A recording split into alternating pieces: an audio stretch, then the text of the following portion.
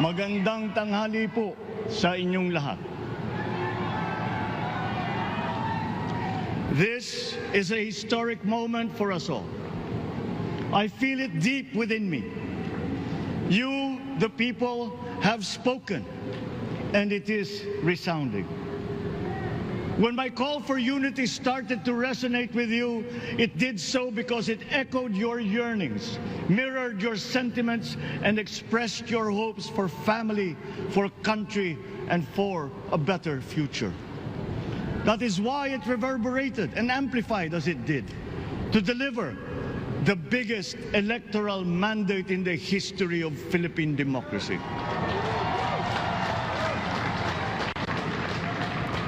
By your vote, you rejected the politics of division. I offended none of my rivals in this campaign. I listened instead to what they were saying. And I saw little incompatibility with my own ideas about jobs, fair wages, personal safety, and national strength, and ending want in a land of plenty. I believe that if we but focus on the work at hand and the work that will come to hand, we will go very far under my watch. You believe that too. At pinakinggan ko ang tinig ninyo na ang sinisigaw ay pagkakaisa, pagkakaisa, pagkakaisa. We will go farther together than against each other, pushing forward, not pulling each other back, out of fear, out of a misplaced sense of weakness. But we are the furthest from weak. The Filipino diaspora flourishes even in the most inhospitable climes, where they are valued for their quality. The changes we seek will benefit all and will shortchange no one. I was not the instrument of change. You were that. You made it happen. I am now. You picked me to be your servant, to enable changes to benefit all. I fully understand the gravity of the responsibility that you've put on my shoulders. I do not take it lightly, but I am ready for the task. I will need your help. I want to rely on it. But rest assured, I do not predicate success on the wide cooperation that's needed. I will get it done. I once knew a man who saw what little had been achieved since independence in a land of people with the greatest potential for achievement, and yet they were poor. But he got it done, sometimes with the needed support, sometimes without. So will it be with his son. You will get no excuses from me.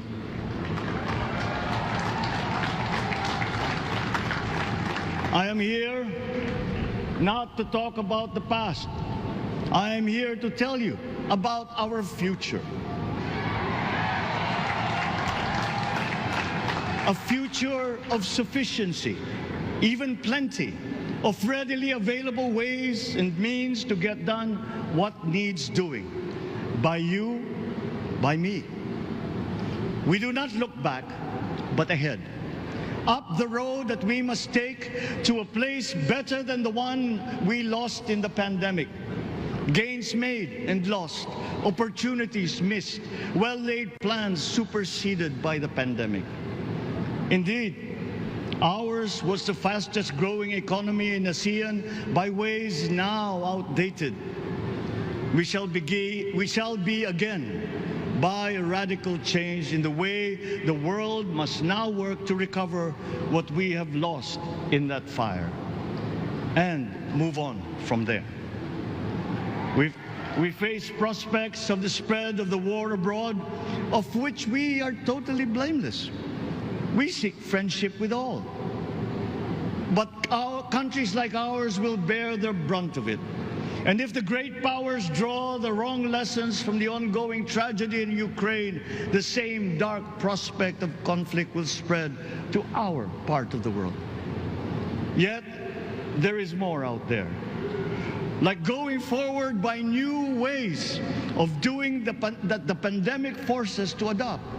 A stronger resilience, quicker adaptability. They are our best prevention. They are our best protection. Quiet reflection in a rough and tumble campaign of a breadth and intensity never experienced revealed some of them, such as a willingness to listen despite the noise, the hesitation to quarrel over differences, and to never, ever give up hope of reconciliation. These gave me the peace to ponder deeper. There are hints of a road not taken that could get us out of here quicker, to something better, something less fragile. There is also what you, the people, did to cope, but this time empowered by new techniques and more resources.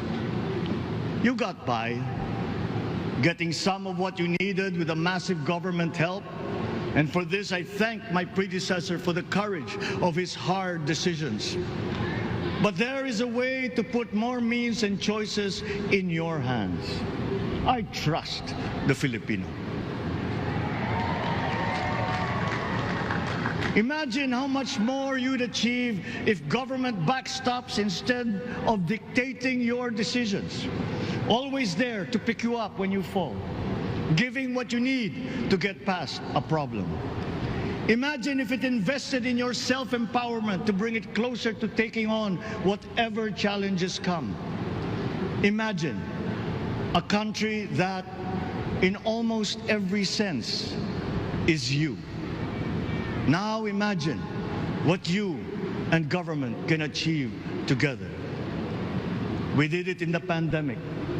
We will do it again. But again, I will not predicate my promise to you on your cooperation. You have your own lives to live, your work to do, and there too I will help. Government will get as much done alone without requiring more from you. That is what government and public officials are for. No excuses, just deliver. It was like that once upon a time.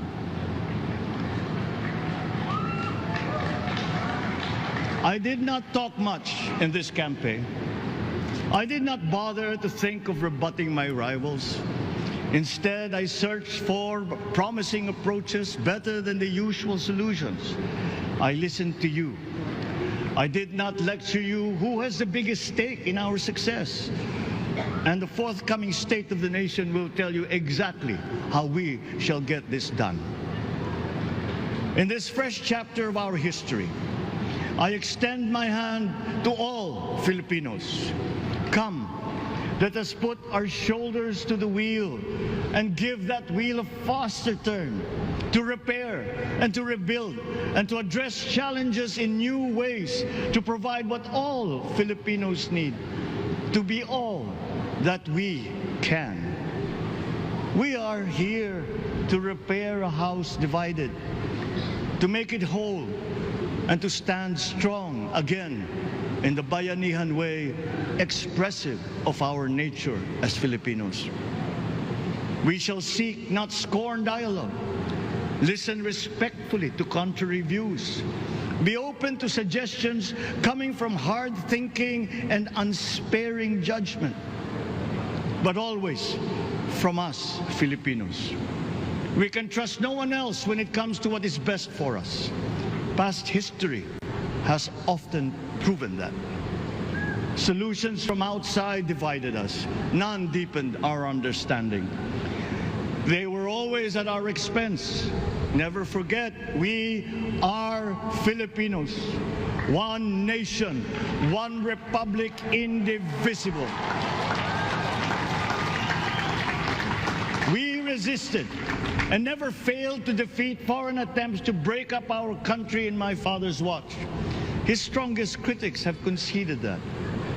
So let us all be part of the solution that we choose. In that lies the power to get it done. Always be open to differing views, but ever united in our chosen goal. never hesitating to change it should it prove wanting. That is how agile, resilient republics are made. Our future we decide today. Yesterday cannot make that decision anymore, nor can tomorrow delay it. The sooner we start, the surer and quicker the prospect of achieving our future. These are troubling times. What's happening to others can happen to us, but it will not. We see what's happening. We are witness to how it is being stopped, and we have seen the glory that crowns struggle against all odds. Giving up is not an option. We've been through times of bitter division, but united, we came through to this when it shall begin again, but better. The campaigns I've run have taken me here where I stand today. I listened to you, and this is what I have heard. We all want peace in our land. You and your children want a good chance at a better life in a safer, more prosperous country. All that is within reach of a hard-working, warm, and giving race. Your dreams are mine. Pangarap nyo ay pangarap ko. How can we make them come true? How can we do it together? But I will take it as far as anyone with the same faith and commitment can, as if it depended entirely on himself. Sa pangarap na maging mapayapa ang ating bansa, ang pangarap nyo ay pangarap ko. Sa pangarap na maging maunlad ang ating bansa, ang pangarap nyo ay pangarap ko. At sa pangarap na maging mas masinang ang kinabukasan natin at ng ating mga anak, ang pangarap nyo ay pangarap ko. We are presently drawing up a comprehensive, all-inclusive plan for economic transformation. We will build back better by doing things in the light of the experiences that we have had, both good and bad. It doesn't matter. No looking back in anger or nostalgia. In the road ahead, the immediate months will be rough, but I will walk that road with you. The pandemic ravaged bigger economies than ours. The virus is not the only thing to blame. What had been well built was torn down. We will build it back better. The role of agriculture cries for the urgent attention that its neglect and misdirection now demands. Food self-sufficiency has been the key promise of every administration. None but one delivered. There were inherent defects in the old ways and in recent ways too. The trade policy of competitive advantage made the case that when it comes to food sufficiency, a country should not produce but import what other countries make more of and sell cheapest. Then came Ukraine. The most vulnerable when it comes to food are the countries furthest away from the conflict, those bearing no blame for provoking it. Yet they face the biggest risk of starvation. If financial aid is poured into them, though it never is, there is nothing to buy. Food is not just a trade commodity. Without it, people weaken and die. Societies come apart. It is more than a livelihood. It is an existential imperative and a moral one. An agriculture damaged and diminished by unfair competition will have a harder time or will have no prospects at all of recovering. Food sufficiency must get the preferential treatment the richest free trade countries always gave their agricultural sectors. Their policy boils down to don't do as we do. Do what we tell you to. I am giving that policy the most serious thought if it doesn't change or make more allowances for emergencies with long-term effects. there is a parallel problem in our energy supply. Sufficient fossil fuel-free technology for whole economies has yet to be invented. And it is not seriously tried by rich countries. Again, consider the response of the richest countries to the war in Ukraine. But surely, a free world awash with oil can assure supplies. Or we will find a way. We are not far from oil and gas reserves that have already been developed. What we teach in our schools, the materials used must be rethought. I am not talking about history.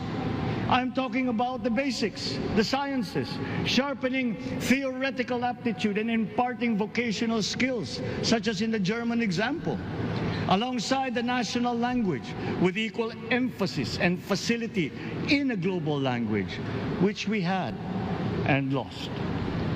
Let us give OFWs all the advantages we can for them to survive and to thrive. Our teachers from elementary up are heroes fighting ignorance with poor paper weapons. We are condemning the future of our race to menial occupations abroad. Then they are exploited by traffickers. Once we had an education system that prepared coming generations for more and better jobs. There is hope for a comeback. Vice President and soon-to-be Secretary of Education, Sara Duterte Carpio, will fit that mission to a T.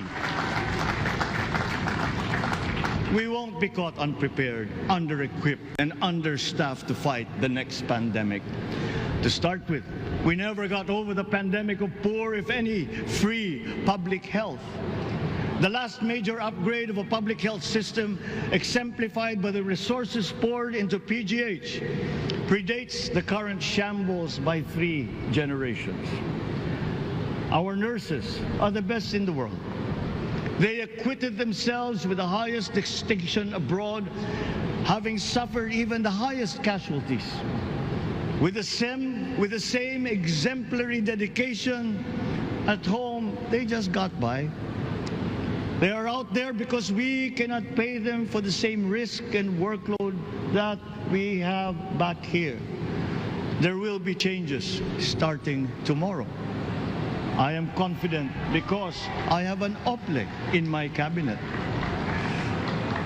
There were shortcomings in the COVID response. We will fix them out in the open.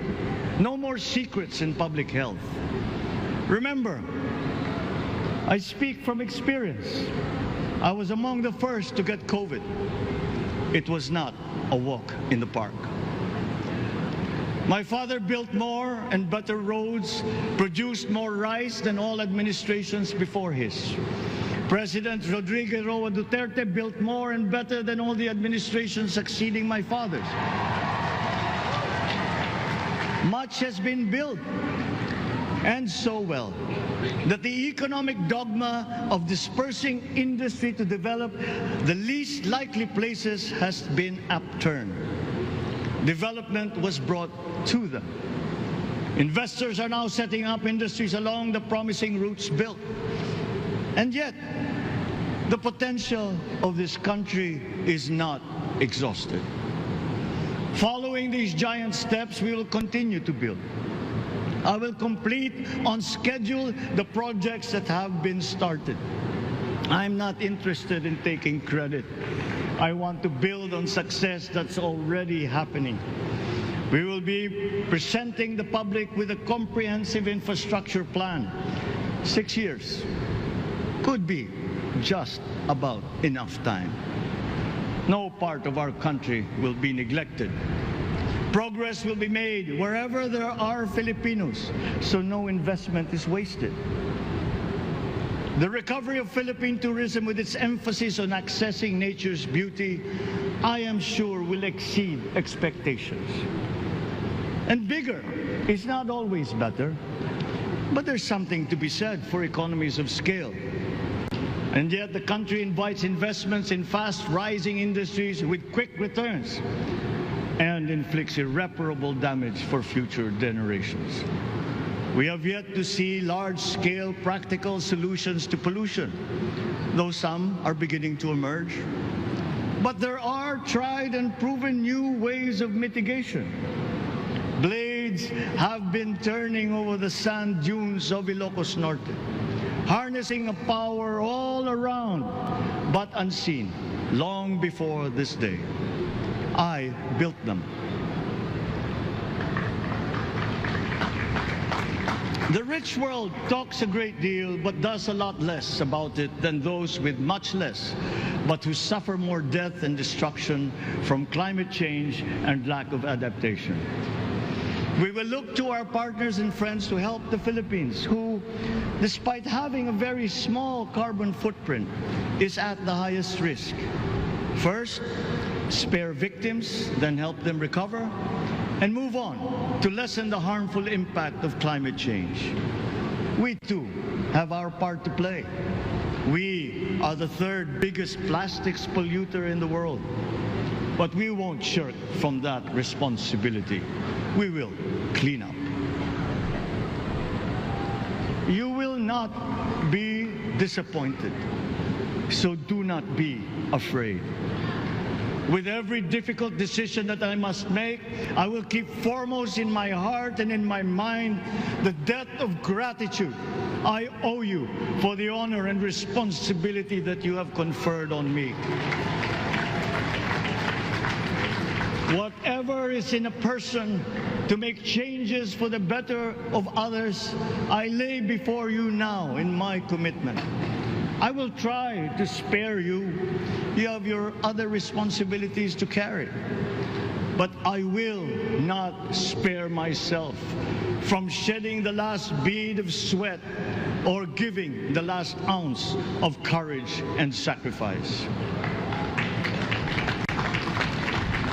And if you ask me why I am so confident of the future, I will answer you simply that I have 110 million reasons to start with.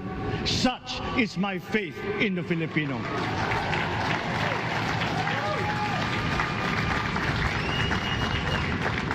Believe, have hope.